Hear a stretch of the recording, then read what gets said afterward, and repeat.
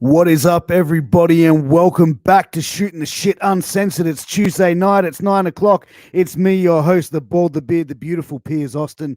And tonight I have a very special guest. We have Jack Bonza from PWA. You would have seen Jack recently, just about 20 minutes ago, on Beauty the Geek on Channel 9. Him and the PWA crew taking part in putting the beauties and the geeks through a wrestling challenge. It was absolutely amazing. We're going to get into that. We're going to talk about the scenes we didn't see in that and much more. But before we bring Jack out, I want to take a quick pause to thank some of our sponsors.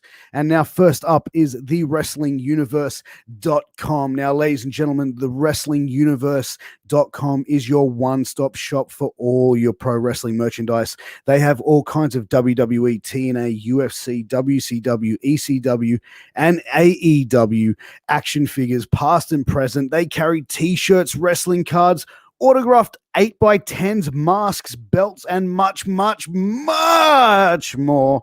They also have in-store signings. So if you live in New York, Queens, New York, that is, go and check out some of their in-store signings. They've had and have some of the biggest names in wrestling history, in the wrestling world. So go and check it out. I think they've got coming up, Kurt Angle's going to be in there, Darby Allin, and many more guys. So check out the Wrestling Universe. All of their autographed items come with a certificate of authenticity. And if you're in Australia, you're in the UK, you're in Japan, you're wherever you are in the world, they ship internationally. So head over to thewrestlinguniverse.com and check it out today. Now, next, guys, I've got to mention healthvape.com. Now, healthvape.com are a healthy vaping alternative. They have no nicotine, no nasty or horrid little chemicals that they've got in their vapes. They're vitamin infused, guys, as well. Guys, look, I'm an ex-cigarette smoker. I'm now a vape person, and you know what, I've got my health vapes coming, and this is my transitioning off to health vape into health vape to nothing. So guys, it is perfect for that as well. So head over to healthvape.com, hit promo code MWA pod to get 10% off your final purchase. Now guys, if you or someone you know is an athlete, you got to head over to sleeves.com. Now sleeves.com have a great range of sport and athletic equipment. They've got arm sleeves, knee sleeves. They've got compression pants, compression socks. They've even got dirty boxes. Guys, I'm wearing a pair of these dirty boxes right now, and they are the most comfortable boxes that I own. You need to go and check out sleeves.com. And guys, you know what? If you want to check out some other wrestling shows here in the MWA Podcast Network has got you covered. We have Killing the Business every Thursday at 7 p.m. USA Eastern, hosted by Killing the Business is on Friday nights at 8 p.m. USA Eastern. That's Saturday 10 a.m. And that is hosted by former ECW original, the Kingpin, Angel Medina. So make sure you tune in for that. And also, guys, we've got Get Funked every Thursday night at 7 p.m. USA Eastern, hosted by former WCW and TNA star Alan Kwee Funk. He's had on some amazing guests. Really takes you back to your childhood. He gets a lot of his friends from the power plant back in the WCW days. And, man, they kick it and they go over some old stories. But, guys, we also got to show respect for Nights of the Gimmick Table. That's right, every Sunday night at 9 p.m. USA Eastern, which is 11 a.m. on Mondays. Nights of the Gimmick Table, hosted by the Dead Presidents, Boogaloo and Lowrider. You want to check out that show, guys. These guys were trained by WWE Hall of Famer Johnny Rodz. And, guys, they're bringing on a lot of their friends from their indie days over the last 20 years, man. They're telling some amazing stories, very entertaining stories. So make sure you check out those shows. But, guys, without further ado, I'm going to bring out my guest at this time, Mr. Jack Bonza. Jack, thank you so much for coming on and letting me get through the plugs at the start of the show. Much appreciated. No problem at all. I was just checking my Instagram. Fair enough, man. And how are the likes on Instagram, man? Since it's Beauty and the Geek are going. It's kind of worked out at the moment because if you go and follow the Beauties and the Geeks on Instagram, they've got all these really cool photos of them wrestling us. Yeah. We have no idea where these photos came from. So we're trying to track down where these really high quality photos came from so we can share them. But yeah, we don't know. we don't know where they're coming from. I didn't even know there was a photographer there. Probably someone who was just actually filming with a camera, taking screen grab. Yeah. Dude, how did the Beauty and the Geek thing come about, man? Like, I don't know, man. Like, how does any of these, like, the amount, like, I get asked questions like that sometimes, like, how did you wrestle this guy? How did this? I don't know how any of this stuff happens. Like, so, like, I think we got a submission through the website. Yeah, right. They just kind of went like, oh, you just give us a call back about this. So someone did, and then all of a sudden they're like, I think they want us on a reality TV show. Apparently Sophie Monk's going to be there. And we're like, all right, like, sure, why not? And then it turns into the thing that it turned into. It was really cool experience for them, actually. Yeah, I love the fact that when they were doing the intro, that you're standing there in full Bonza, like you're like stone faced and everything, and my wife's going, "He looks really mean." I'm like, "Oh, nah, Bonza, you know, he's a great dude." She's like, "Oh, he looks pretty mean there." I'm like, it was interesting because, like, the thing about it was that, like, I just kind of watched in the background. I can't stand watching myself, so I found it difficult. But that's a good question, Robbo Entertainment. Can we come back to that one later? But yeah, no, anybody who's been around Australian wrestling for long enough knows that when you go on like a morning show or you go on like a TV show like this, a lot of the time the wrestling has been portrayed as really lame, or they do something super cringy, or they do whatever because they've kind of got their ideas on what they think wrestling is, and they try to lean into it super hard because they're kind of making it a joke. Yeah. And it's our goal not to do that. So one of the ways we've learned to get around that is to, like, okay, they can't release anything cringy if we don't let them film anything cringy. So we kind of went in with our eyes open, like, we're not going to let them do anything completely unnecessary. They were really good. Like the way they cut everything together made us look really cool. Like they made us look like what we look like. They didn't try to get us to do anything weird or say anything weird, or do any of that kind of stuff. They didn't try to cut around things to make us look bad or silly or cringy or whatever kind of normally happens when they make us to a joke. They made us look awesome. So yeah, like, it was just a really positive experience. It was just a really positive experience with the whole thing. So, man, you know what, man? Like my wife, who I've been trying to force to watch pro wrestling for nearly a decade now, she was into it tonight. She thought she thought it was really well done. She's like, wow, that didn't look silly at all. Like, that was actually quite enjoyable. And I agreed. I watched it and I was like, because I thought exactly the same. As like when shows like this, they do try and make the comedy aspect of pro wrestling and play that up. And that's one thing I knew that with PWA involved, it wouldn't be the case, because I'm sure, people like yourself and Moretti and even Madison would never let that even happen. But I think we very much went into it eyes open. And I think, again, anybody who wants any advice or anything, man, like, there are sometimes they'll just say, okay, now do this. He's going, no.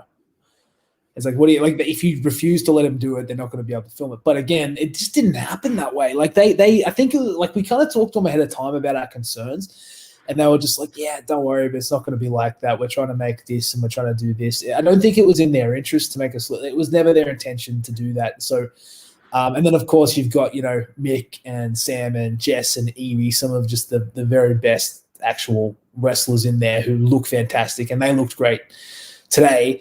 And that was a huge challenge for them too. Like, you got to think about the logistics of some of this stuff, like of how difficult it was for them. But they did such a good job. They portrayed, they made everything look so great, and they made the beauties and the geeks look really good at the same time. So yeah, everybody it came together really well. We were really pleased with how it eventuated. One of the questions we got was, do any of the beauties and the geeks come back? I hadn't really been paying attention to it, but to the other episodes, like, I kind of see it here and there, but it's not generally my taste, except I got sucked into it tonight after watching. After, hey, Bonza, I think I love you.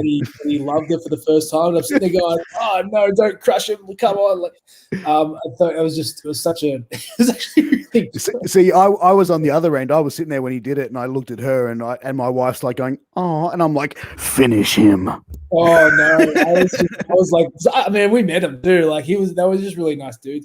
And so when he's like, portraying his feelings, and he's doing it on fucking national television. It's like, oh, that takes balls though, dude. That takes a lot of balls. It really does. And they were like that too. Like, going into it, part of our concern was like, you guys may not realize how physically difficult this is to do. These people, if you don't give them warning ahead of time, of course, it's a complete surprise for the beauties and the geeks. They may not want to do it. Like, it may be like something that actually makes them turn tail and run because of how difficult it can be. And some of them, like, see, Jessica tried chopping one of the beauties. Yeah, like, I saw that. She was beating the crap out of her, and then the poor girl tried to give her one back, and Jess is like, no, it just murders her. Like, but they're all good sports for it, so they had to have some balls in the end. But when I was watching the previews for it, there's that one guy named Frank who, for a lot of the promo, is dressed head to toe in John Cena gear. Yeah, that's what we just talked about. Yeah, and we go into it, and we're just like, this is gonna blow this guy's mind, and then he gets eliminated the week before. We're just like, I think a part of the reason for the challenge was because of him. I think they kind of went like, that guy's a wrestling geek. Oh, maybe we can do a wrestling challenge. That'll be fun. And they kind of reached out, and then he gets eliminated before the actual challenge. It was just like, oh man, like that was poorly timed. But a few of the guys, imagine if he was a PWA fan. Yeah, well, he is, and that's what was funny, because I messaged him. I felt horrible. I just kind of messaged the guy because he's still Instagramming. So that's what I mean. I was checking my Instagram. Like, I said to him, like, dude, come down. Like, you have to come down and see it or do something at some point. And he's just like, yeah, I can't wait to come and see you guys live and do all this other stuff. So he's into it. And then one of the other ones, I can't remember his name. It's like something hero on Instagram. God, I'm terrible with names at the best of times. But he was an RCW fan. He'd been in the crowd in Adelaide at RCW shows previously to being on Beauty the Geek. He was just already a fan. So he'd actually watched Mick Moretti wrestle in Adelaide, and then he gets in there and trains with Mick Moretti for this thing. And he's just sitting there going, I can't believe I'm in the ring with Mick Moretti. Like, it was just such a thing. So yeah, it was interesting how much of a crossover there was there already.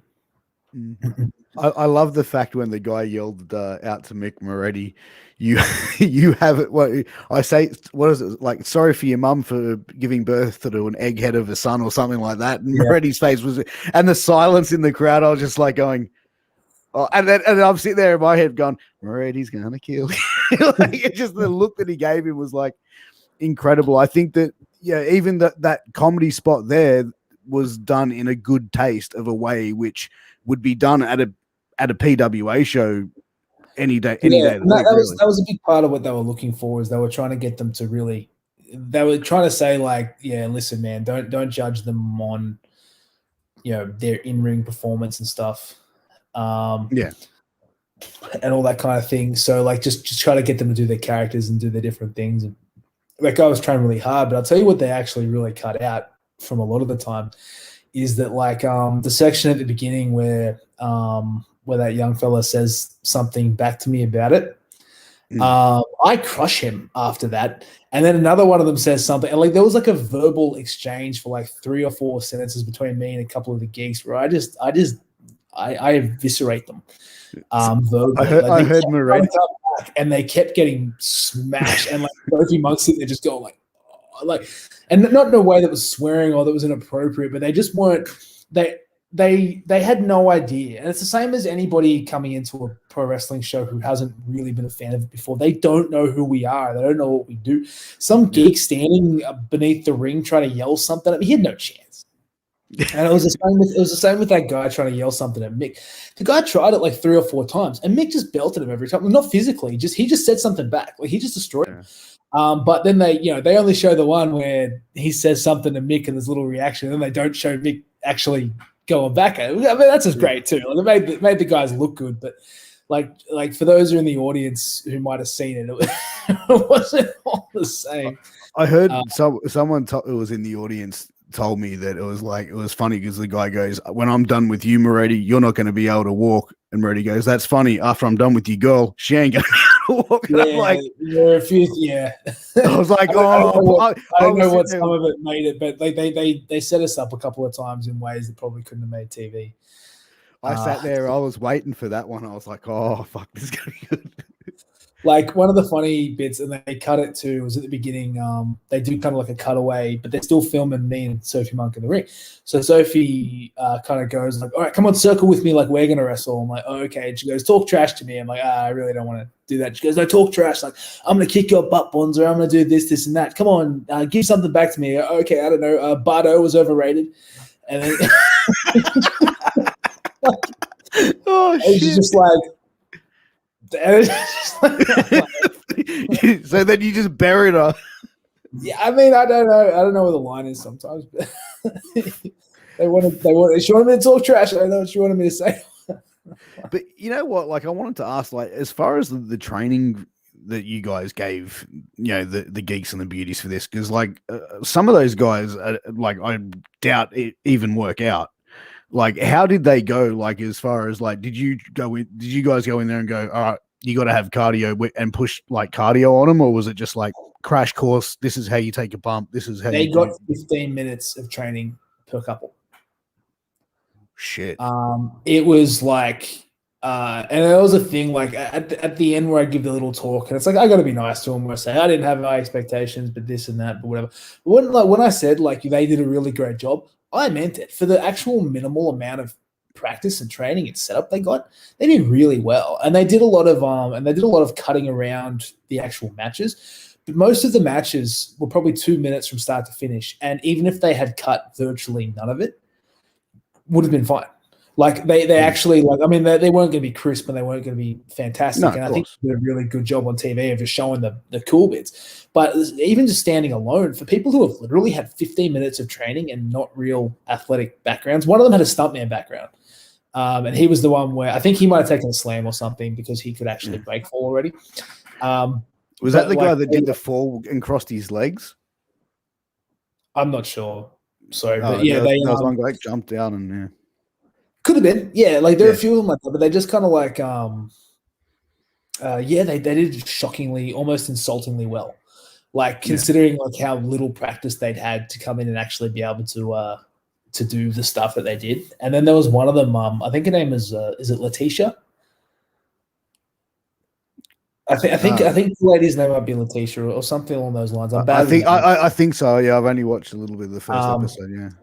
Yeah, she was like genuinely like as she was walking away, we're just kind of like, when this is done, please come back to the academy.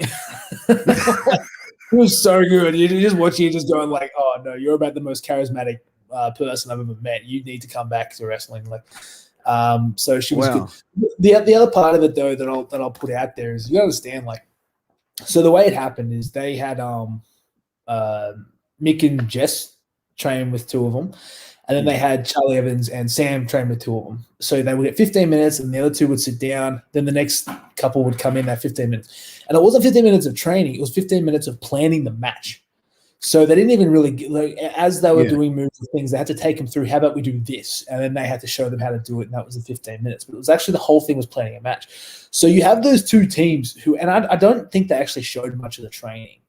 No, they didn't show any of it. That's right. Yeah, it might not have ended up looking that good because it was a bit difficult to jam in with both couples learning at the same time and different things. But originally they filmed this actually showing them actually running through training with them, and it was like, you got like Jess and Nick, and then Sam and Charlie, and they had to like plan 4 different matches with 4 different couples who had never had matches before or never done anything before. And they had to remember who was who and what match they had who, as well as actually remembering the match. So for the actual wrestlers to remember every match that they had to do was like it was one of those things we didn't really think about till we got there. And we're like, oh, dude, I can't even remember most of their names, like let alone have to remember a match with each in particular. I don't know how the wrestlers got through it. But that's the thing. Like, you look at Sam Osborne, Moretti, Jess Troy, Charlie Evans. As you said, 4 are probably the best in this country, and and even probably say the world at this stage. You look at those 4, they could go in there and have a good match against a shadow and still pull it off. They pretty much just did. Exactly. Like that was the thing. I was sitting there. I was like, okay, how's this going to play out? And it looked decent. Like, It looked good. Yeah, again, the present. I can't talk highly enough about how Beauty the Geek actually presented this. Like, it was ridiculously good. Letitia, right? Yeah. So yeah, she was really good. How nervous were the geeks and beauties? Very.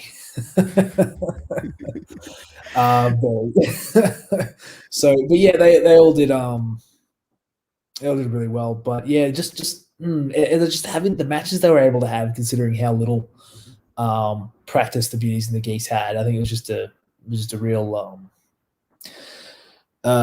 compliment to their skills. Because the 100%. other thing about it is that it's like, I mean, okay, if you ever have a match and it's like not the best match, whatever, but when they're like, we're sitting there going, okay, guys, this is going to get seen by a couple million people.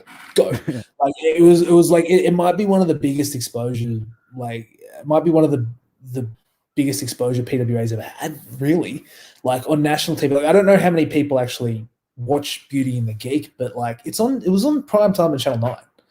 Oh, you know what I mean? Like, that's a lot more eyes than we probably get used to, you know. And the other thing we kind of did, and we got together with a few of the other schools and stuff around Australia just to get a bit of coverage, but just because it's Australia wide, and so we're kind of like, okay, we're in a lockdown currently, like New South Wales is and Victoria is, and then South Australia, I think today just went into it.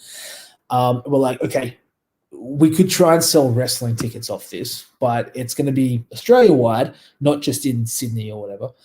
And then, so what's the other thing? Well, we could try and sell our on-demand stuff. Okay, that might work. But the thinking kind of collectively was, well, people watching this aren't probably going to be like, let's go and watch a PWA show. It was more like people watching this are going to be like, I want to become a wrestler. Like for people who are looking at going, that would actually be fun for me to do. So we kind of put a post out there. There was like an Australian map, and it was just like, no matter where you are in Australia, here's a school you can go to. yeah. And we missed a couple of them. Like, we got some. I mean, God, we missed a couple of dozen of them. But like, it was more about the areas. You can't get every single one. Yeah.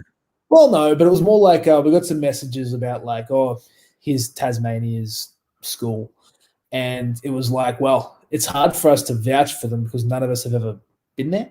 So it's no insult to them. It's just that, you know, none of us have actually been to your school to see what it's like. Whereas the other places we went to, we've kind of had a bunch of people go and train there and recommend it. So it was just easier for us to put it out there. And I'm sure the school and facility are fantastic down there. I've got nothing against them. We just literally never met, so it was kind of hard. It's hard to put your name on someone you don't know. You know what I mean? Again, no insult to anybody else who wasn't on there. We just kind of tried to get a coverage with companies we've had ongoing relationships with. So yeah, but that was kind of the idea, and we're just kind of hoping that, like, because I mean, the big thing we run into, and we still run into it, is that people just don't know Australian wrestling exists. And this was kind of, I think, a different market that we don't have access to, and we just kind of thought, hey man, this is something we could all get together and kind of promote. Like, so that was hopefully worked out. Yeah, man, I think that's the sort of mindset as well that you guys have had for a long time. It's almost seen, yes, PWA is going to be a dominant product in Australian professional wrestling, but also going, hey, like, fuck this you versus me shit. Like, let's try and build something up as a country and get as many eyes on the product as possible. Yeah, I mean, like, it's just like, the attitude that I think you have to have is that it's like, you want to be the best, and everybody always wants to be the best. But yeah, I would rather, you know, be part of a $10 million company that was the third biggest company than be part of a $50,000 company that's the best. You know, like, it's like, why, like, if everybody's trying to cut each other's knees out all the time, then everyone's going to get shorter, you know. like you don't want that. Like, you want the ocean to grow. You don't want to be the biggest fish in a smaller pond. You want to be a decent sized fish in an ocean. You want to be the whale in the ocean, but if you have to, you know, pick one, you need the ocean to exist. Like, so that's kind of a thing. And if we were just trying to pretend, I mean, especially with something like this, if it was like, if the show was only shown in Sydney, we probably would have just kept it to ourselves. The fact that it's seen Australia-wide, people in Perth seeing a promotion for Pro Wrestling Australia might help our fight thing a little bit, but it would help us more for them to go to EPW. Like en masse, like that's more the kind of thing that's going to work, because it's an Australia-wide thing. So it just made sense. It just made sense to do. Like, I just think that all that stuff's silly and petty. Yeah, I agree with you, and it's admirable to think like, a lot of other companies would get an opportunity like that, and it'd be like, here's our Twitter, Instagram, all our other links, and then check the and for you guys to do that just shows how giving you are back into Aussie wrestling, really. Yeah, and I mean they do it for us too. I mean that's the whole thing about the ongoing relationship. We just happen to get this opportunity, but there have been opportunities that guys in Melbourne have had that were more reflective of Sydney that they've sent through to us and other places around in Adelaide. Like, it's just something that, like, I think people get bogged down in that too much. But if you can have a better professional relationship, it's just better for everybody. Yeah, I mean, and you know what, it creates better business as well, better business opportunities, cross promotion of talent and shows, and then you've got opportunities to bring in other talent that your guys might not get to work on a regular basis and put on an amazing show for your fans. Yeah, and even just little things. Like, I mean, the thing that I always laugh at is like, okay, we've got a Facebook post, right? There are, 50 people who work for our company. I'm sitting there going like, why don't we have at least 50 likes on a post? Think about something like, okay, we share something with 10 companies, promotional material on it. You're going to have the people who are associated with all 10 of those companies liking and pushing the same picture or post or hashtag. Then all of a sudden, that's going to really be a thing. Like, that's going to get rolling more. Like, just if we can collectively pool our resources on things that benefit everybody, then, it's like we're not really big enough to compete individually, but together we might be. Yeah, 100%. And, first time I went to a PWA show was wrist locks and pile drivers. And I went to that show and I had people, in America that asked me, they go, how was that Aussie wrestling show you went to? I go, man, that just was a like I said, that was another level, man. Like, I go, that is up there as far as production, the athleticism, the wrestling, the promos, everything that went into it. I go, that was just as good as any wrestling show out there today. And I stand by it. You know what I mean? Like, it's a great product. I mean, I think we're better than most of them. Like, it gets to some point where we watch some indie wrestling from other places around the world that are like much, much bigger. And we're watching their production values and their matches and just going like, are we trying too hard? Like, we're just kind of like, it gets to the point where like, we're better than this. Like, it really just does come down to like exposure and getting eyes and just forcing people to pay attention to us somehow, which is, I guess, the beginning of the you've been noticing is just kind of being like, just fucking look.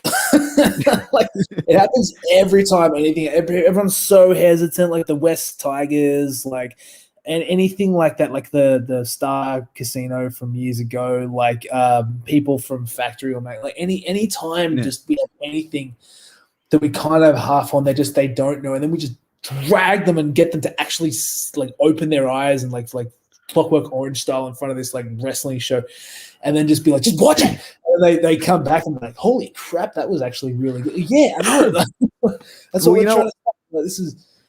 I actually brought a mate of mine to a show at the Factory Theatre, and who, he's not he's not a wrestling hater. He's just like a guy that doesn't watch it. Like, and I said, hey man, I got a spare ticket. Do you want to come? And he's like, yeah, fuck it, I'll come along. Why not? And went there. And from the first match, I think it was Jess Troy versus Robbie Eagles, and that was the first wrestling match he had seen in probably 10 years. And or probably longer, and he was just like, what the fuck, like, and just on from the start of the show to the finish, and I'm like, all right, bro, just fuck relax, man, you make me look like a mark, bro, like shit. But he was enjoying, and like even after we left the show, he's like, bro, I gotta go see that shit again, like, are they online somewhere where can, and I'm like, go here, bro, and he's like, during lockdown, he's been watching PWA shows. So, that's really positive. Yeah, that's good. I mean, but that always happens. It just happens every time. Like, the thing we always tell people is like, anytime anyone comes to our shows, they always say, that was the best thing we've ever like. Oh, not best. That was so much better than what we thought it was going to be. That was really good. No matter who they are, we've never had anybody come and be like, that sucks. Like it just never happened. Just 100%. And anyone who did say that, you'd be sitting there going like, "What? You'd be sitting you from?"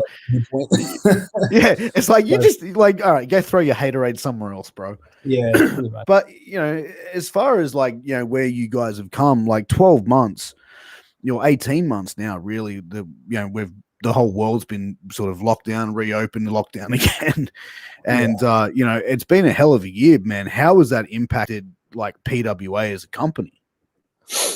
I think like from what I can tell, it's just a momentum thing.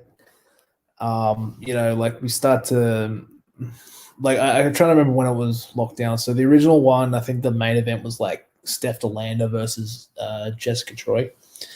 And I think that was supposed to be Steph's last show before she went off for WWE.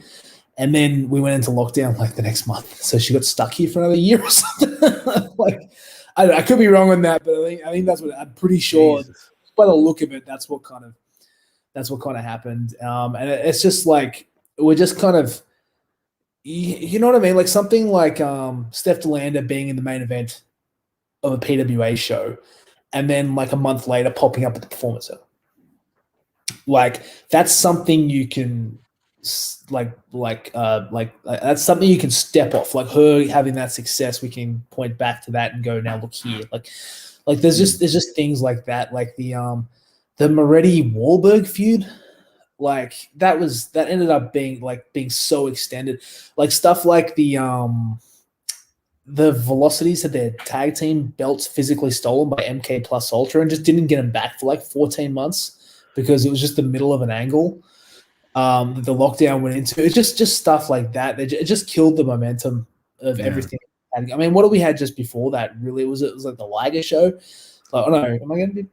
Yeah, it was a Liger show. It was like the Liger show in December, and then the massive Coliseum that we had like where in October, and then like it was Wahlberg and won and done all that stuff. We had Orange Cassidy on the show, like just things like that was just really starting to pop off. And we had I think we had a bunch of other stuff kind of lined up in the interim, and it was just like starting to really grow, and everything was starting, and then we stopped, and then you couldn't do anything, and then no one could do anything, and then it was like, okay, what can we do in the interim? Okay, we can go back to training now, but we can't have shows. Let's film a tournament and try to release that and do all that kind of stuff. And that was a decent gap filler. It was pretty well done for what it was, but at the same time, you can't have pro wrestling without an audience. It's awkward. The audience is such an important part of everything that we do. It's just not really ideal. And then we kind of come back with some dojo shows, but that's okay. And then you can finally get back to Back in Black Label. And it's like, all right, you got to start the wheel turning again. And as much as that show was pretty cool, it was like you got to start rebuilding storylines from the beginning. Like, just getting people hooked in, like, so they come back and do stuff. Because I mean, that show was great as a standalone, but after you've watched that show, what do you need to come back to the next show for? It was like the culmination of all these storylines that were like a year long because of all the stuff that had been going on. So then it's like just completely starting again from the beginning in terms of building up momentum.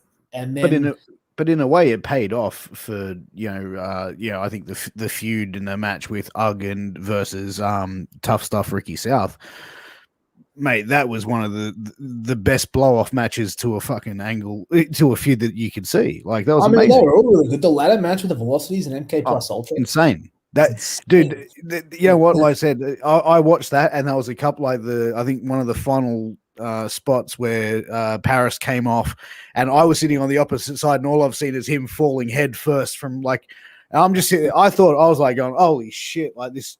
Like, what the fuck has just happened? And you know what I mean? Like, I was sitting there because it didn't look good from where I was, and man, like, they tore the house down, like all four of those guys, man. Yeah, I mean, I think the Velocities are awesome, but everybody kind of knows that. I think MK Plus Ultra are possibly the most underrated team / wrestlers around. Nobody really kind of because they're just good heels, so they're not like them. But the way the way they make other people look as well as themselves, I think they're extraordinarily underrated. as a team and as wrestlers. But yeah, what I was getting to though is we kind of started to build up again. Like PWA started to build up again. You get those storylines, you get that steam going, so you get some cool stuff. And then you culminate it with what? Like Jess getting screwed out of the PWA title by Sam Osborne in this just incredible long-term, like twist and turn storyline that just had the biggest moment at the end of it. That drew like a genuine emotional reaction from people. Like that was like, I haven't seen a reaction like that to a wrestling match finish in memory. Like for a local show, like it was just like it was visceral. Like I was in the crowd, man, and like literally, it's like as soon as that bang, that turn was just like it was almost like a guttural, like people were pissed, like they were like, I mean, what happened with that turn was just like what the fuck, like people were, and I think it was really well done. It was a real emotional reaction.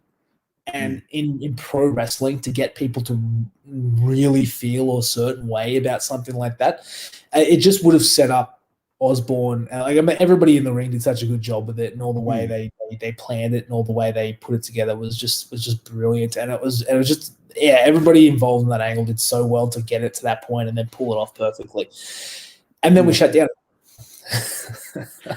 Like it's just kind of like you get this set up and you're just like, okay, you got all this stuff going, and then like Don Manel does a promo where he says that Sam Osborne's next challenge is about to be revealed because we're not going to give another try to Jess, and Jess screwed Jess, and does that promo. We got all that kind of stuff, and then we go into lockdown, and now so who was his contender? We don't fucking know. Like like that anticipation is gone. Like there's just all that stuff is just kind of you got to cut down again. Nobody's worried about that. Everybody's worried about their own personal life. And as much as we're whinging about this, it's obviously the real world is much more important. It's just frustrating. Yeah. 100%. And it'd be frustrating for the performers as well as the company. Like, I mean, like just getting a little bit of steam rolling and, or even guys that are young and up and coming, through the training academy, they guys that might be just finding their feet, like things starting to click with them, like how to bump or how to do a move set. And then it's like shut down and then they have to go back. Because, I mean, from a financial perspective, when the company shuts down, there's not that much to the company. Like if you're not running shows, like the actual the shows that had to be cancelled cause significant financial loss. But if you can absorb that cost, it's not like a lot of ongoing costs if you're not running more. Sure. The training school, however, there's a you got to pay rent, and then you've got dozens of students that you're responsible to, and especially the new ones. Imagine if you've been doing 3 weeks of wrestling training and then it gets shut down, you probably quit, right? And then all of a sudden, depends how much bad you want it. Well, absolutely, but if you're not actually getting to train, then it's like, what am I still paying for? What am I still hanging around for? It's difficult, but then the rent's still there, and even if the school gets financial assistance to keep open, once you come back, you might have lost 20 rookies. And then you've got to keep paying rent with no assistance anymore, but then you've got to somehow recoup those rookies. So the actual training schools are probably the hardest part. So, I mean, we have PWA does online sessions. So I took one yesterday. Moretti was supposed to take one tonight, but he delayed the class so he could watch himself on TV. And then then on Thursday we do promo night, so the rookies will film a promo at home in their characters and send them in. They get feedback from advice from from Shazza and Ricky and stuff like that. So we kind of have stuff on that we try to do to keep people engaged and to do something that they can learn from in the meantime. But yeah, and I can't imagine. I remember going through my original wrestling training. And just being every week, it was just the absolute highlight. I get to run the ropes. Yeah. Just the idea of actually physically being able to go and do that, getting 3 or 4 weeks in and then just getting cut off. Oh man. That just sucks.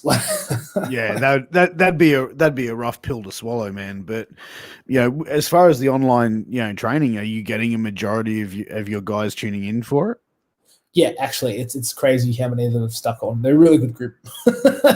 Really good group. We did something, like I said, I ran Monday's class, and so there was a little bit of like homework. It was just kind of like, okay, here's the thing. We need you to come up with, a name and a character and so I mean, I can let you in on like the name idea is that's come up with the character workshop. So the idea is to come up with what their name is going to be, what their framework is going to be. So kind of what their gimmick is. So, Jack Bonza is, an uncle, like overprotective father, Jack Bonza, or a soldier, like just something like that. Like, like are they a fireman? Are they a policeman? Are they, so just something that you are.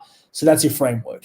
And then the thing after that is like your character, like your defining characteristics. So it's like, okay, Bonza's a drill sergeant, but what does that mean about him? Well, a drill sergeant's defining characteristic is that he's a bully. So you kind of go like Jack J. Bonza, like the army guy, like John J. Rambo, Jack J. Bonza, and then he's a soldier and drill sergeant, and then he's a bully. Like so, you can kind of work down like what they are on the outside, but what that means for them on the inside, and then what the character weakness is. So like Bonza's, for example, would be he's overprotective of his niece. So he's easily distracted or put himself in harm's way in order to protect her, but that can cost him a match. Like that's just a basic example of what a weakness would be. And then that way they have an idea of coming up with that, so they can start to develop their own character work. And when we had 16 people so they could attend the class, I expected 5 of them to actually do the homework. So then we have 19 people show up. And all 19 of them have done it. So 3 of them got smartened up by the others and all came to the party ready to go. I guess they just probably forgot to click landing on the poll. But then we had to go through 19 gimmicks. It took class went twice as long as it normally goes. Just trying to get through everybody's ideas and then just kind of explain to them like, okay, like if one of them, for example, was like they're a princess who was entitled, and then their motivation was because that was the third one really, is their motivation. What is it they're trying to achieve? Yeah. And it was kind of like because if you can work out a character's motivation, then you can work out their weakness. But also like say okay, 2 people have different motivations, and they if their motivations are conflicting with each other, then that's why they have a fight.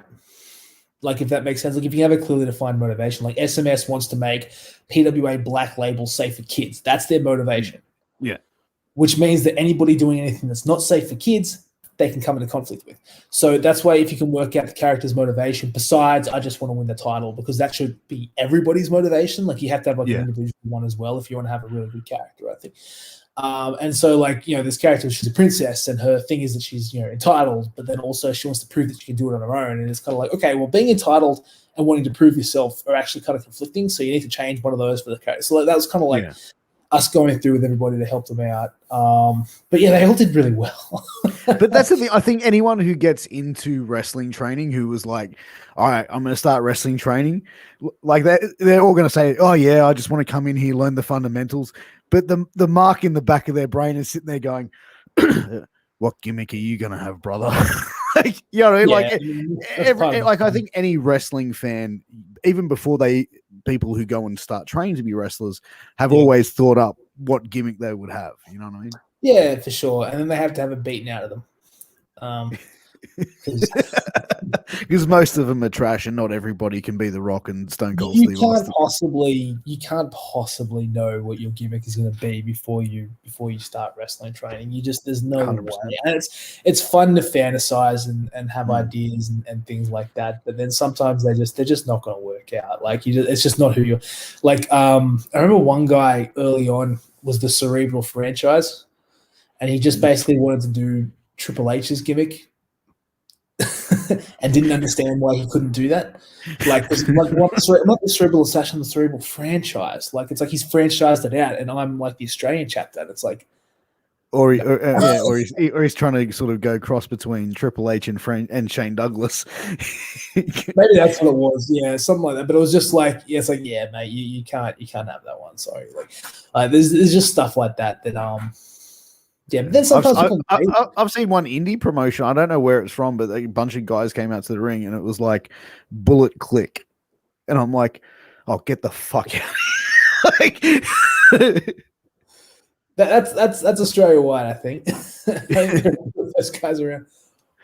Oh, really? But yeah, like but I think as well, like, you know, as far as the training and the gimmick side of it goes, you know, it's very important that you see the fundamentals of some of the performers and some of the guys that you're now starting to see through your Green Dingo program coming up, and, you know, seeing some of them starting to have matches against some of the veterans. Like, I think, you know, as I had Shazza on the other week, I complimented that match in that series because it showed something different in her, the veteran, in this little feud that she was going on with the Green Dingo, and it sort of elevated him because he got to work with someone who is as experienced as Shazza. Yeah, well, I mean, that's just you know, good stuff. Like, if you can have a match that elevates both people somehow, like, you know, I think that was really the main event, the main event of the you know, Academy show being just Shazza beating the piss out of this rookie, but he got to be in there with her. He got to main event. You know, he got to kick out of some stuff that made him look good, and he did his little comeback. But then it also lets Shazza like get over her move set and makes her look brutal. You know, it gets over her new character, and then she gets a solid win. But, you know, she made him look kind of good while doing it, but didn't sacrifice anything for her. So it actually advantaged both people. And, you know, if you can have a match that ends and both people are better off, then that's just, you know, that's just ideal. That's top quality stuff, you know. Like, so for her to be able to pull something like that off with such a new rookie, but then again, the quality of the rookies is so high. It's actually getting difficult because I look at some of them now and I'm just kind of like, any other time you'd be on shows already. Really?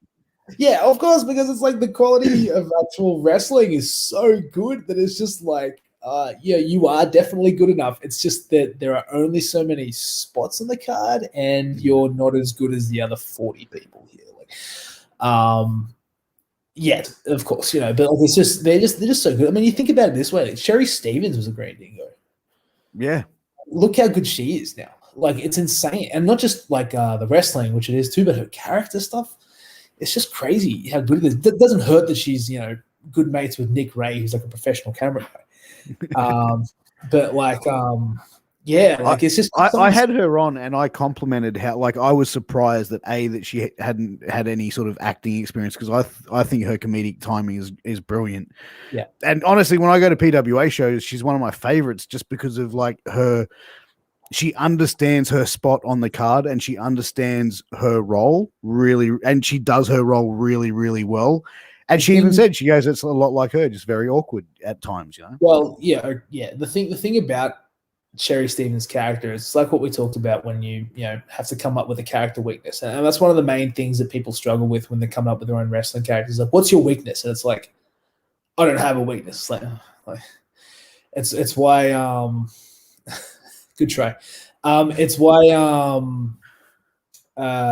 Superman is relatively boring compared to Batman. It's because Superman doesn't really have a lot of weakness, whereas Batman's a normal man who finds a way to overcome anyway. Like, so if you can come up with the character weaknesses, much better.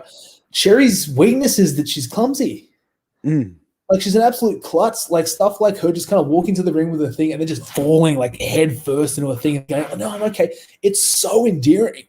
Like, when you watch something like that, like, it's really, I think endearing is just the perfect word. And so everyone just loves it because she just has that little character flaw that she shows in her clumsiness, and then everything else she does is great. But you already kind of have more of an affection for the character. Like, it's just such a small thing that's just so strong that and then it just kind of adds to everything else she's doing. And then you can ignore it and you can have a great match and it's great, or you can incorporate the clumsiness into the match somewhere, and then it kind of works for that too. So it's just, if you can come up with something little and clever like that, it just makes everything so much better. And she's got one of the best that I've seen. And for somebody who's so new, like, to be able to do all that kind of stuff. And something I say to the newer guys all the time, I'm like, you know, we're still better than you, but you are so much better than we were when we were 18 months ago. You know, like, don't get it fucking twisted. No, yeah, like, I've got to start. I've got to let them know first. But at the same time, but then imagine how good they're going to be when they've been wrestling for 14 years. You know, that's where it gets scary. Is like, okay, you're competitive with someone who's been wrestling for 10 or 12 years, and you're 3 years in. Okay, like, this is going to get interesting in another 4 or 5 years. You know, like, to see where they're up to. But you know, and you see people like that. You know, you look at guys like, you know, over, you know, in the US, like MJF, Leo Rush. Those guys were in the business within 18 months, and then they're, yeah, probably two of the biggest. Like at one stage, you know, Leo Rush going over to WWE within 3 years of being in wrestling, which is, Yeah. you know, probably years and years ago that would be unheard of. Now it's probably a different story, but still, it's, you know, I think the generations are obviously coming through, man. But in Australia, we're seeing some amazing talent. He was a marvel physically, though, right? Like Leo Rush, like he was just insanely athletic, right? Like that was his, like, so I saw some of the stuff he did. I was like, Jesus Christ, yeah, that kind of makes sense. But even character work, though. Even character work. He did. I probably didn't see that much of Leo Rush's character work. I probably saw most of his seated springboard back into cutter stuff. That's probably more the parts of him that stuck out to me. But I trust you. I believe it. I believe that. Like, that's awesome. But yeah, I just didn't happen to see as much of that as I did his other highlights. But MJF's character work, obviously. Oh, that's next level, man. That's crazy. But yeah, man, you know, you guys also like launched on Fight TV a few months back. Yeah, you know, which is a huge thing for you guys, you know, and you guys are on independent wrestling TV as well. Yeah, you know, how did the fight deal come about? Was it something that you guys were trying to apply for, or did they come to you and say, hey, this is something we'd like to offer? They saw the Old Man Bonza promo. Oh shit. And that was kind of the beginning. Like it was one of those things where when we couldn't do anything while Ovo was still around, just because of the contracts and that. But yeah, then when Ovo went under, yeah, it was kind of like, oh, hey, fight, remember that thing that you guys liked? So I think that was just a big thing, because they were just kind of like, I think they had some other wrestling stuff on there, but like now they have a lot of wrestling companies on there, but I think what sticks out to me, and this is just I could be wrong, it's just what it looks like to me visually, but they put Pro Wrestling Australia next to AEW and Ring of Honor. And that's kind of the difference, is that we're promoted as one of the top level promotions.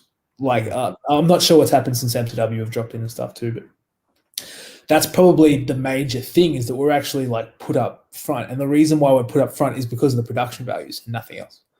Yeah. Like, it was just they saw the Old Man Bonza thing and they're just like, fuck, like they didn't say anything else, and that was it. And then we just send them highlight clips and stuff that Party Boy Jax makes, and it's just that stuff being world class is what got us onto there. Like, so that's probably more thanks to Ben Anderson and Jax Jordan than anything. Those else. boys do some amazing work. Like, seriously, they do some. And that Old Man Bonza promo was that was crazy. That was awesome. It's the best thing I've ever done by a mile. But like, my promos are better when I don't say anything. Even the cinematic schoolyard match, with the prefects, that was incredible. And you know what? It was different levels. There was like funny moments in it. There was like intense, hardcore things, and it was like it told a pretty good story. And I liked the way that it was shot, because it was just, really so pulled off well. Like, for people, because when WWE did this, Matt Hardy did a cinematic match, and then WWE did cinematic matches during the lockdown, and then when Ben and the Prefects went and filmed one for PWA, it was like, I think a lot of people were like skeptical, like, an indie company trying to do a cinematic match, and then they saw it, they're like, oh fuck, like this is like, they could have put this on WWE TV, like this was just up there in terms of quality. It was just so good. And then again, Cherry being on there and just being part of it, using all the play equipment for all the different offense, and then just the way it ended, it's just like, oh man, like, like come on, like, because I think that was the question, is like, is there going to be there's no referee, like, or there was a referee, but like, is there going to be a pinfall, or like, is there? Yeah, that's what I was like. We're just going to like walk off into the sunset and make everybody cry. It's like, okay, I don't know why you would want that for everybody, but go for it. But I think Jimmy Townsend, he's one guy, man. Like, yeah, and even Cherry and Billy, the three of those guys, man. The story that they told in that match, and even probably like the lead up to it as well, which was a really good storyline of the sort of almost like the three of them going off into their separate ways into the world from school. You know what I mean? Like, because everyone can relate to that. They stumbled, not stumbled, but they had, I would say, in my personal opinion, the best character in wrestling that I can remember anybody having. Like in terms of pure gimmick, that was so good. Because I mean, the original concept of the prefix was that, like, okay, PWA was Pro Wrestling Australia, then it's PWA Black Label, which is 18 plus. What does 18 plus mean? Oh shit, we don't know. We're not allowed to have kids here anymore. So you got to like, okay, what are we going to do? We've got to constantly remind people this is an 18 plus show. What can we do on an 18 plus show that you can't do on a normal show? All right, I guess you can play beer pong at intermission. That's something you can't do at a kid's friend. You can't encourage people to drink. Okay, you're going to have that. Matt Boyd can drop a C-bomb on the microphone. You probably can't do that on a thing like Matt Rogers getting on there and saying whatever. Like things we can do. But then one of the other ideas that came through was, okay, what if we have kids who are under 18 try to sneak in? Yeah. That was the prefix. And then that's them coming in. And then it's like, okay, you're going to put them in a match. What are they going to do? Well, I mean, they're supposed to be high school kids. How are they going to compete with, Sam Osborne or something like that? It's like, well, what would they fit? Okay, schoolboy. Okay, let's just make the schoolboy this like, because it's another one of those things too where you just like, fuck, you just hate schoolboys being given away all the time. Like everyone just uses it as this weak, shitty little submit. Like, okay, let's make it the most invincible, unkick-outable finish of all time. They get no other offense than just Mikey Whipwreck. They're going to do this. And then they just sold so well and just did the thing and they would come out in their little characters and stuff. Like it was just such a fun gimmick that slotted so well into the shows, and they just got this move over. It was just gold. But then the difficulty of it was like, they're in high school. Like, how long can these, guys in their early 20s pretend to be in the high school? I mean, not Jimmy. Yeah. Jimmy was actually... he wasn't too far out. But yeah, what do they want to do? So, okay, they kind of wanted to move away from it. So then it's like, all right, well, like, I think that's where you can come up with those stories, right? Yeah. Like where you can put stakes onto a match and you can make people really feel something. Like that's just like whatever. It's like, okay, you have a story, but how are people in the audience going to identify with this story? And it's kind of like, all right, you can understand with a bully, beating up a babyface who's downtrodden, who's an underdog. People can kind of identify with that story. But their story was more like they were friends who were breaking up, and they were breaking up because, one of them was growing up and one of them wasn't. So it's kind of like, your younger brother kind of thing where it's just like you guys are best friends forever and then one of you is going to go to college. But then because he goes to university and goes to college, he doesn't have as much time for his kid friend anymore. It's not that he's doing anything wrong. Yeah. He's just growing up and maturing and getting new experiences. But it's still sad for the other guy who's, not there yet and whose friend is leaving him behind. It's something like that everybody can kind of really feel for, but nobody's wrong. It's just one of those interesting stories they kind of came up with. It was just like, that's a really powerful story that they can tell through. They found a way to tell through wrestling. That just really just made everybody feel something. If you can make people feel like a genuine emotional reaction through something like that, where one of them left the other one, not because he betrayed him and not because he hit him in the back with a chair, but because it was just time for him to move on. But it was still a very sad moment. Like that was just, and they portrayed that so well. Yeah. And then the other part of it too is that like you've got Jimmy, who's his mate's leaving him, but then you got Cherry trying to get his attention the whole time, but he's ignoring Cherry because of the other one. So it's like he had this other friend that he could hang out with, but he didn't because he was more focused on the one who was leaving, and so that kind of makes her upset and down. Like it's just you have all these different things going on. It just worked so well. But I even liked it. I even like it. Anymore. But no, I liked it the last show where the thing with Ketis and was having the match against Jimmy or I can't remember the match, but then she caused the upset for the win, and like you can see the confliction in her for a friend, but also like this is the boss. Like he's saying I've done good work. Like I mean I think we can all be there where sometimes we've maybe done something which is probably gone, oh, fuck, I feel bad for doing that. But like, but that's the good thing about these kind of things is that it's a built on universe. When you have really well done characters like the way those guys do their characters, you don't need to plan 3 years in advance. It's just, those two used to go to school together, and there's already that history kind of built in a way that they were able to incorporate in the match. But that's what's so valuable about having such a really good, well-defined character, is that whenever they interact, they can have an interaction and there can be tension, which makes the match more interesting. And then there's like a little betrayal, but it's not really a betrayal, but you can kind of see where they get, like, it's like that's the whole thing about the wrestling, is the tension. Like, it kind of, if you can create enough tension between people and then they have to fight to blow it off or something like that, like that's where you start to, I think, suck people in. And that's what's those guys are so good with their character work.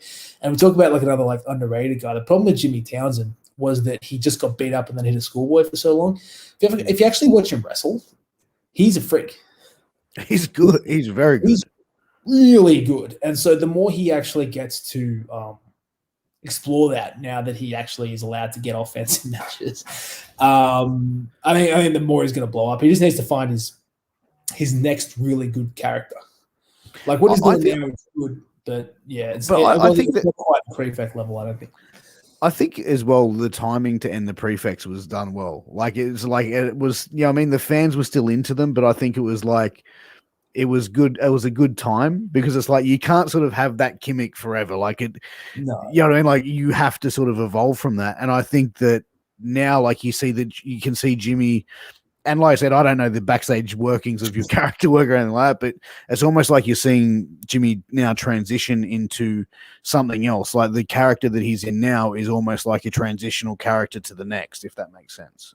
Yeah, I think that's how it's him taking a gap year between school and uni. So it's absolutely supposed to be like that kind of transition. So, yeah, I think that's the idea. I think that's the idea, is that like that's kind of, yeah, him talking to thing, because we did like we got like everybody in the company, or a lot of people got together last week, probably like 20 or 30 of us, and just pitched storylines to each other. Some of the stories that were pitched around Jimmy was so we need to get back to work so we can all watch those unfold. But yeah. 100%, man. But as far as like outside PWA, like, there's a lot of talent out there within Australian wide.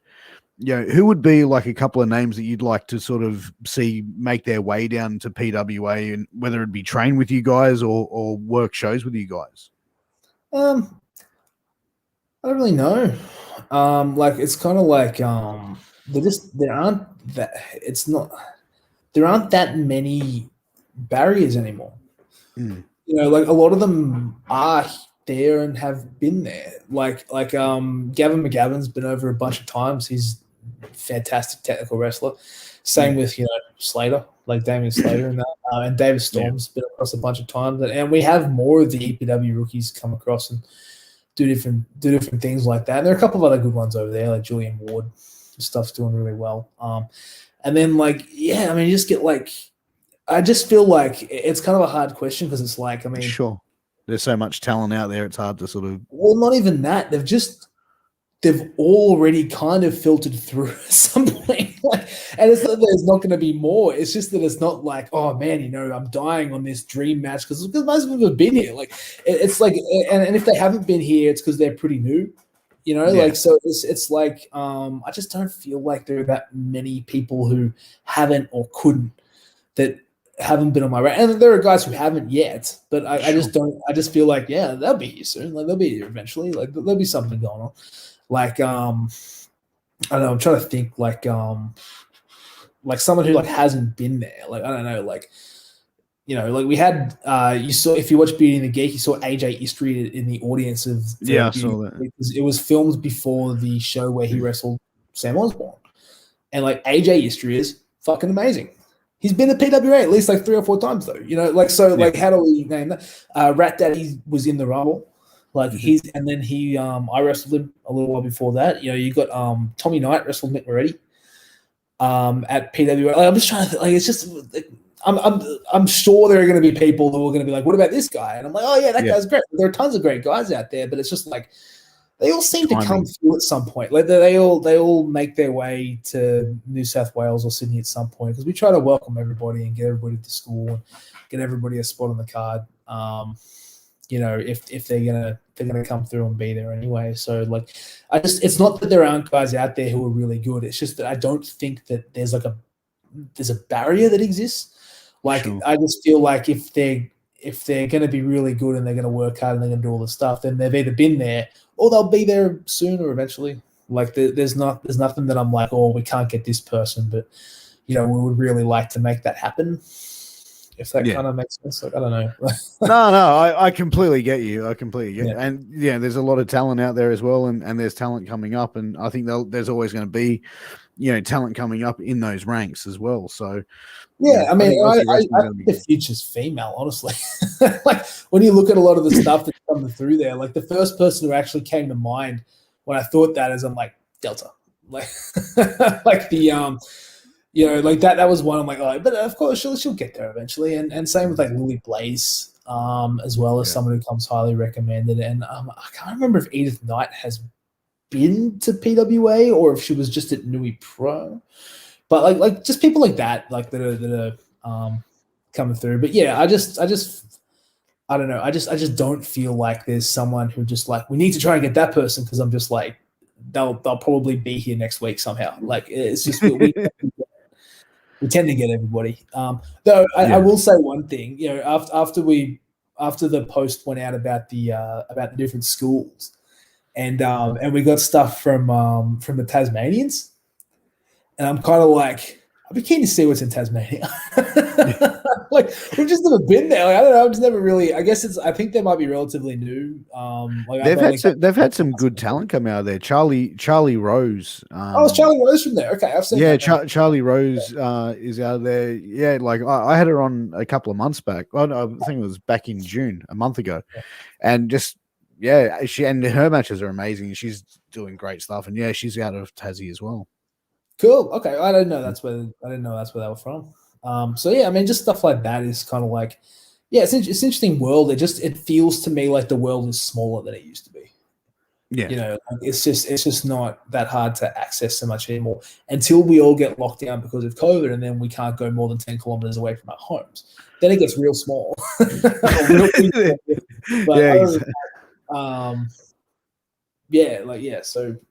don't know. I'd really like to have Kellyanne again on PWA before she manages to go off to America.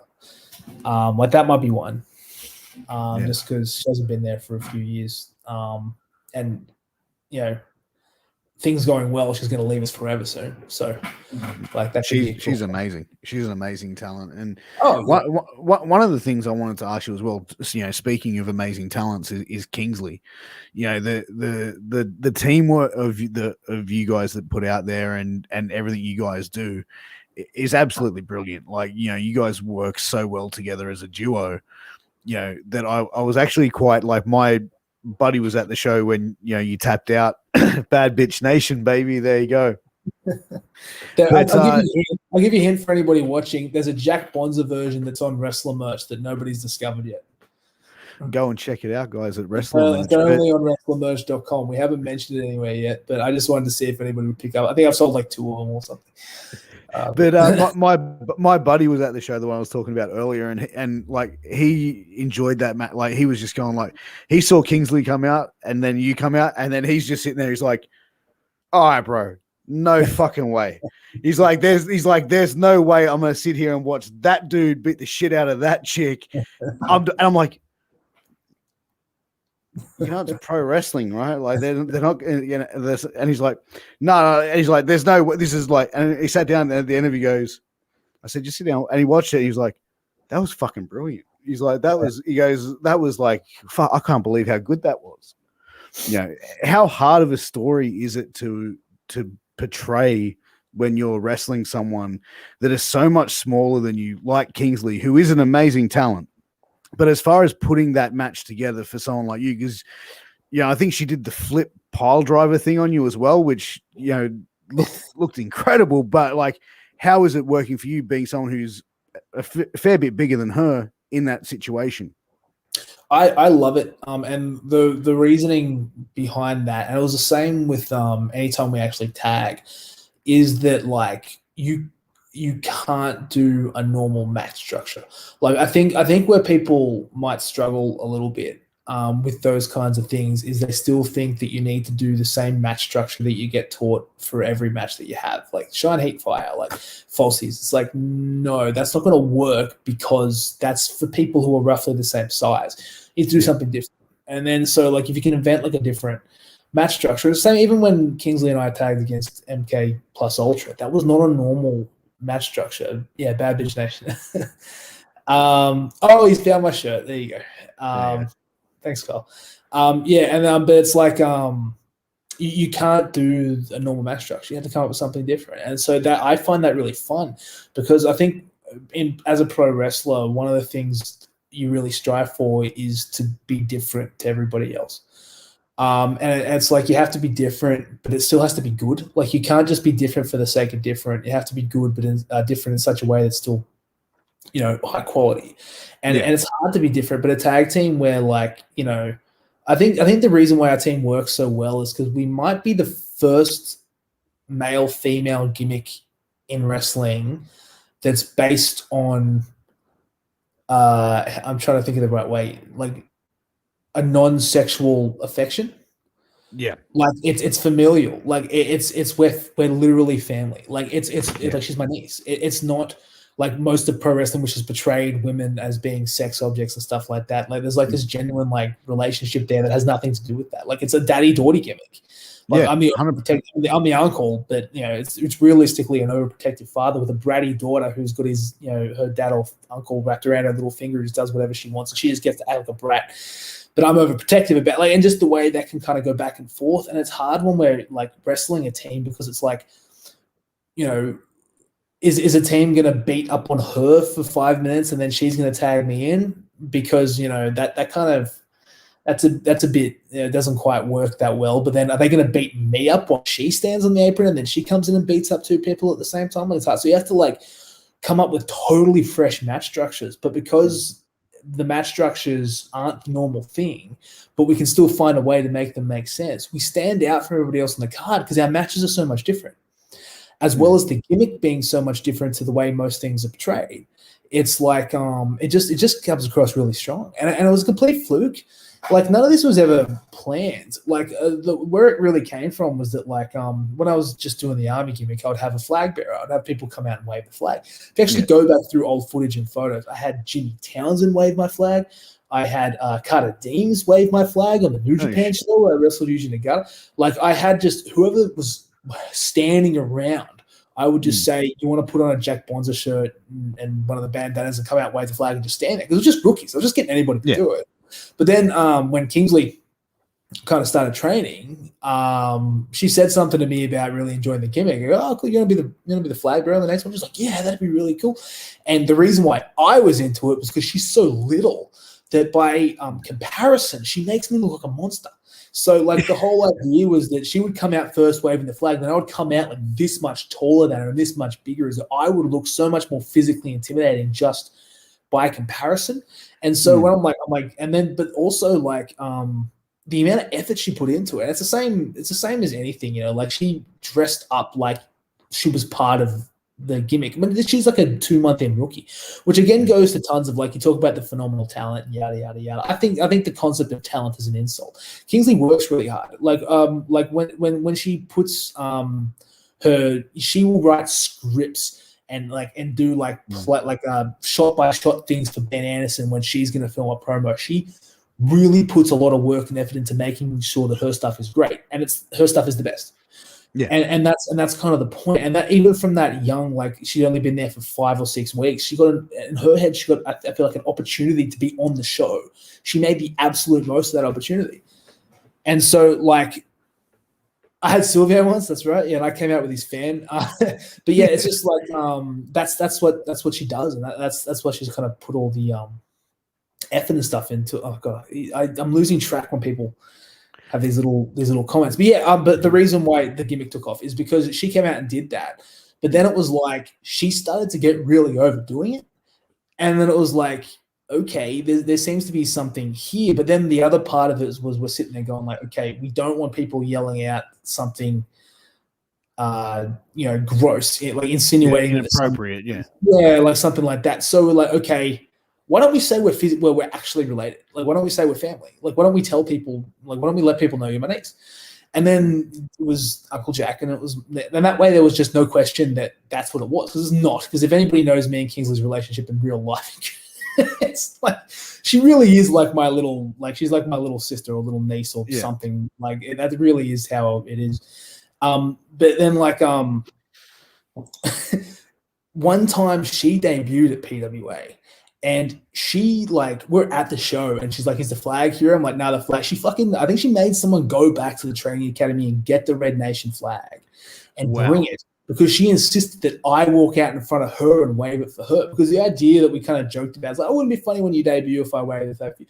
So then what happens is her music goes off. I walk out and I just kind of half-assedly wave the flag and put it down before she comes out. Crowd loses their shit. Like when they realize what happens. And it was just kind of like, we barely did anything. I think it was at that point in my head, I'm like, oh, we're really onto something with this gimmick. Yeah. And then the next bit we did was when we tagged was the T-Line promo with the prefix. And that was the first time we'd ever tagged together. And it was that whole them just being like, oh, we have a match. And she's like, oh, you don't have a match with me, you have a match with us. And then it's me behind it, like you're in my seat. And they left. And that probably got more likes and shares on any promo that I have ever been a part of. So we just kind of picked at this gimmick early on. It was just so powerful. And I just genuinely think it's because people are ready for something that's just wholesome. but even then, for me, and I spoke when I had Kingsley on not too long ago, and I said the way that I saw how the match went, where you tapped out, and it was like, okay, yeah, all right, I'm giving up here. All right, I'm out. I was like, as soon as I saw that and then started seeing the other shows after that, I'm going, there's something happening here longer term that a lot of people here don't get. But I'm sitting there going, oh, maybe I was looking too into it, and Kingsley wouldn't give up any information on it. But I said to me, I see something, there's a big payoff coming with this. And that's what I'm saying. How much of the stuff is put together on the fly with you guys, or is there long-term planning in the storylines with you, with all long-term character with you and Kingsley? So I like to think of it more like planting seeds. And what I mean by that is that if you plant enough seeds but you don't know what's actually going to happen, but you can go back and reference things. So it's kind of like for example, we didn't know if we would keep tagging together. Like when you have the match where I essentially let Kingsley win, we weren't sure whether would it be better to let Kingsley win and let Kingsley be elevated this way, or would it be better for me to just beat her and be the biggest heel that the company's ever seen? Because both would have worked, and so it's kind of but you set up tension, you set up ways of we don't know which one we're going to go with, but if we do go this way, we have this thing planted already. Or if we do go this other way, we have this thing planted already. But if we don't end up doing that, it doesn't matter. It doesn't hurt anything. So there's always long-term ideas planted early on that may or may not work out. Because especially when you're best laid plans of mice and wrestlers, you're trying to work out an angle 18 months from now. You just you never know what's going to change. You never know what's going to work or whatever like that. But there's definitely there's definitely options. The stuff with Kingsley, and hopefully it still plays out. But we're kind of talking, and I'm sitting there going yeah, listen, I reckon by the end of this we can make you about the biggest superstar in the fucking company or country. There's definitely some stuff there just to really push her up the top. She's just got to make sure she stays healthy. but you know what? I think you could go either way with her. Either way, you could make her the biggest babyface in the company, or throw a massive swerve and make her the biggest heel. Either way, because I think I've seen her perform as a heel at other shows, and I've seen her perform as a babyface, and I think she's got it on both ends of that spectrum, man. I think she could do it either way. Yeah, of course. I mean, it's just a particular angle and character and stuff that we're in. But like, yeah, like, you don't know. But that's kind of how we have stuff. Like the further away shows are, the less concrete the plans are, I think. No, so you kind of have like general, like, okay, this is something we could do in a year and a half. Like, we'll put this stuff planned here. We'll just see how it goes. Like, and you're only worried about your own stuff too. So you never know what else anybody else is doing that could, ruin anything or do something bad there. But yeah. 100%. But guys, it is getting to that time. It is time for 60 Seconds with Piers. We've warned Bonza about it, how it's going to work. I'm going to fire a bunch of questions. He's got 60 seconds to answer all of the questions. We're going to do it rapid fire, Bonza. Mate, are you ready to get going? Yep, let's do it. All right, mate, let's go. Ready? We'll go on the count of 3. 1, 2, 3. Name a gross meal combo that you like that no one else does. I eat protein bars and salt and vinegar chips in my mouth at the same time. Same here. Snapchat or TikTok? Snapchat. What sport did you play as a kid? Baseball. Favorite song to sing at karaoke? Rocket Man. Which actor would play you in a movie about yourself? Tom Hardy. If you were given $1 million to start a business outside of wrestling, what would it be?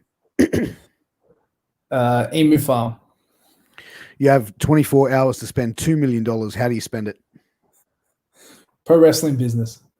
Instagram or Twitter? Instagram. Biggest fear? Like real one? Legit. I'm afraid of something happening to me while I'm looking after my 10-month-old baby. And then him being kind of hanging around while I'm just unconscious somewhere. That is my genuine, like, I stay awake at night fear. In 5 minutes, you're being shipped to outer space. What 2 personal belongings do you take with you?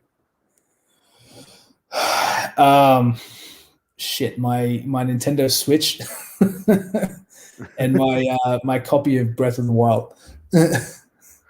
Oh, mate, there you go. That is 60 Seconds with Piers. Mate, thank you very much.